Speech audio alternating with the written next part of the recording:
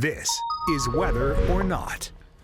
All right, Thursday edition of Weather or Not here as we're in the middle of another nasty cold snap. Yeah, nasty cold snap coming our way. And of course, all that because of that system that moved through and even brought some winter weather to our area, but really into eastern North Carolina. Yeah, they definitely got socked North Carolina there with a good bit of ice in our area and then a lot of snow.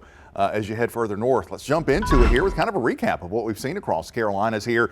And we'll take you into Lumberton yesterday afternoon into last night as expected, picking up about 1/10 of an inch of ice, thankfully falling short of that 1/4 inch threshold where you get power outages, but did see some of that just north of Lumberton in parts of eastern North Carolina. Yeah, eastern North Carolina is where we'll take you, and let's go up to Raleigh. And as we do so, yeah, there was a lot of crashes. One of those was a 50-car pileup there in Raleigh. Get this, North Carolina troopers reported more than 1,000 crashes on Wednesday. That's about 10 times the normal amount. Of course, the worst happened there with that 50-car pileup with the trailer jackknifing on I-40, killing one person and hurting several others. Yeah, that storm actually ended up being a little bit of an overperformer for the Raleigh area. They were always right on that line of, was it going to be a little more ice? Was it going to be a little more snow?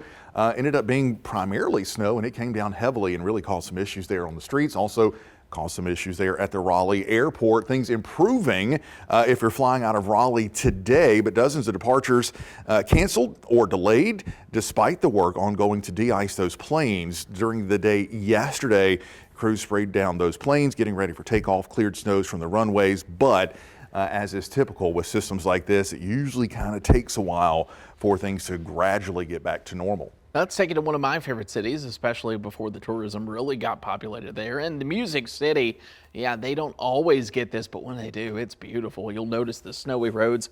Yeah, it created some problems, of course, this morning. And the city was completely covered, as I should say, on Wednesday morning, causing problems on the roads. And this was sweeping through like we brought to you yesterday from Memphis to Nashville. You'll notice just blanketed with that fresh snow.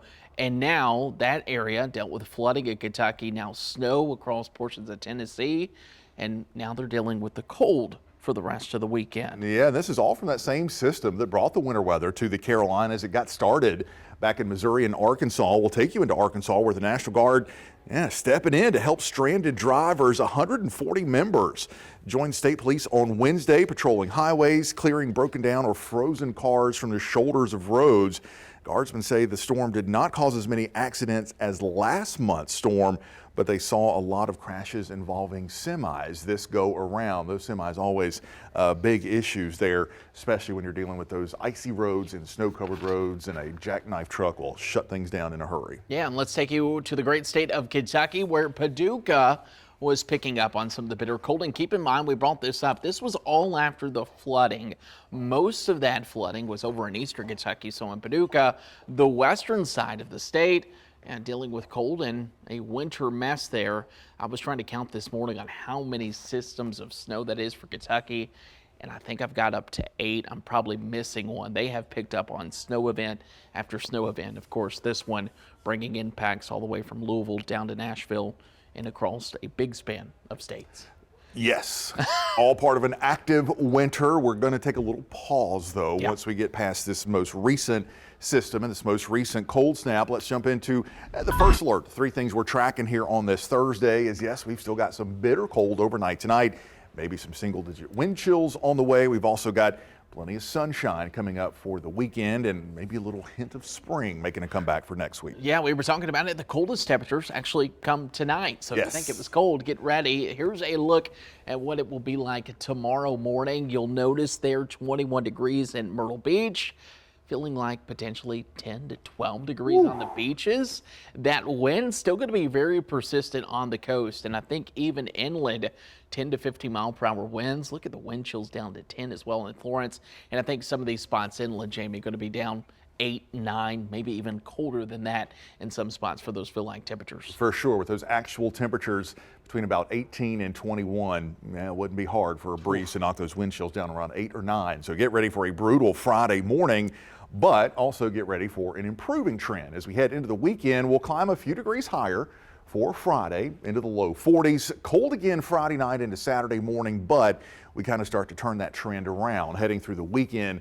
A degree or two either side of 50 heading into Saturday, and then we'll try to make a run at 60, especially inland as we head into Sunday. Mid-50s on the beaches, but bottom line too, even with those slightly cooler temperatures, at least we're talking about plenty of sunshine through the weekend. Yeah, 62 is that magic number right now for where we should be this time of year, and we're going to be well above that as we head into next week. You'll notice 66 there on Tuesday, 59 the normal high for Myrtle Beach, 62 there for inland areas, and just for preference, 66 on Tuesday and Thursday for the beaches. How about 70s for inland areas as we go into those days? Yeah, 70s coming up. A nice little preview of spring as we get set to wrap up the month of February heading into next week. And for the first time, not a dirty warm-up. We Yes, will actually sunshine. Sunny skies Sunshine there. with that warm up. That'll be a nice trend. Yeah, for sure. Let's take you coast to coast here. And as we look ahead to your Friday, the big story obviously is sunshine coming back in. A lot of cloud cover for us today. You'll notice as we go into your Friday forecast, high pressure going to be nice and dry. Still going to be a cold northwesterly wind across the southeast. Few fair weather clouds down there across Alabama and Georgia. But temperature wise, yeah, still going to be a slow improvement, but at least going to be warmer than what we were today. Yeah, generally in the 40s across the Carolinas, 50s as you get back into Georgia. You can see where there's snow on the ground, though. Notice that little pocket of colder air there in eastern North Carolina all the way back to Nashville and Little Rock. Snow on the ground, keeping temperatures cold there, just barely getting above that freezing mark for those high temperatures tomorrow. Into the northeast we go, where it's a fairly quiet pattern here as well, although certainly has been very cold, nothing more than a flurry or two across parts of West Virginia and western Pennsylvania. Lake effect snow that has been cranking the past couple of days also finally starting to wind down. Yeah, as you go temperature wise, they're looking obviously cold but doable. 20 there in Syracuse, 23 in Albany, and then as you work into Pennsylvania, 26 in Pittsburgh, and 32 there in Charleston, West Virginia. We'll take you out to the Midwest where once again a nice quiet weather pattern. Love how you can see the clouds kind of erode way there from the west to the east. That'll leave plenty of sunshine for your Friday. A few fair weather clouds as you're working just to the portions there of Kansas City, but temperatures, yeah, cold. If we're dealing with the cold, they've kind of been stuck in those temperatures. It's been the teens and 20s, and also when they warm up, the 40s or 50s, and then they go right back into the freezer. Yeah, this part of the country could go up and down. Look at Rapid City, 41 degrees 2 mornings ago, just north of Rapid City. Brand new record low, minus 45 degrees. The actual air temperature. So they have certainly had some serious cold, but starting to turn things around and doing so in the southwest. Watching some moisture come back across Texas in the form of some low clouds from Waco to Austin, down into Houston, San Antonio, Corpus Christi, may get a little rain there in the Rio Grande Valley in deep South Texas. Otherwise, as is typical, kind of quiet here, but still on the chilly side there across Texas heading into Friday. Yeah, I love how you see the temperature gradient from 79 in Phoenix. That's going to be some of the warmer air that will come in later into the weekend. 41 there in Abilene and 39 in Amarillo. Let's take you out to the West Coast, and you notice most of the area is quiet, but we will start to see that next system come in. So Friday, for the most part, at least Friday morning, the entire United States quiet. But then by the time we go into Friday evening, here comes that next system. That system will bring in some rain to portions of the northwest coast and also some cooler temperatures behind it. Yeah, and the coldest air kind of just east of the Rockies, a little bit mild by Rocky standards there. Salt Lake City in the low 40s, Pocatello, Idaho climbing up into the upper 30s, cold and damp and wet 50. There for Seattle. Let's talk about our national extremes. There's that minus 45. You knew I was going here, Andrew. What is it? Hettinger? Hettinger, North Dakota. Man. Yeah, there was one when you were gone, by the way, on vacation. I can't remember where it was. Peter Sinks, obviously the one. Yeah? It was like 80 below or 60 or 70 below. It was nuts. 89 though in Okeechobee, Florida. Big drastic difference. Man, minus 45 is getting kind of cold for me. Right. Even for me, that's getting a little bit on the cold side. A 120, more than 120 degree temperature spread. All right, let's take you to today's weather workshop. You've probably asked it. Listen, we get asked a lot. What does 20% chance of rain mean? What does 30% mean? Meteorologist Matt Bullock standing by for the hardest question to answer to the public. Anytime you watch our newscast, you hear about rain chances. What us meteorologists are really talking about is the probability of precipitation. It's basically a mathematical formula that is confidence times area. And our WNBF First Alert Weather Team, we don't only forecast for the Grand Strand or Horry County, we forecast for the entire PD region, including the Grand Strand, and also portions of North Carolina, Robinson County, into Scotland County. So when we forecast, think of this, we kind of break our viewing area into 10 squares, 10 equal squares and percentages. So we know that each box is 10%. Kind of giving you an example of how we forecast. If we have 100% confidence knowing that 30% of our viewing area, example would be those afternoon sea breeze storms in the summertime that we know the coastlines always get in the afternoon, that we know 30% of the area with 100% confidence that we know it's going to rain, you would get a 30% chance of rain, or also known as isolated showers. But sometimes the forecast is never that perfect. And I'll give you another example.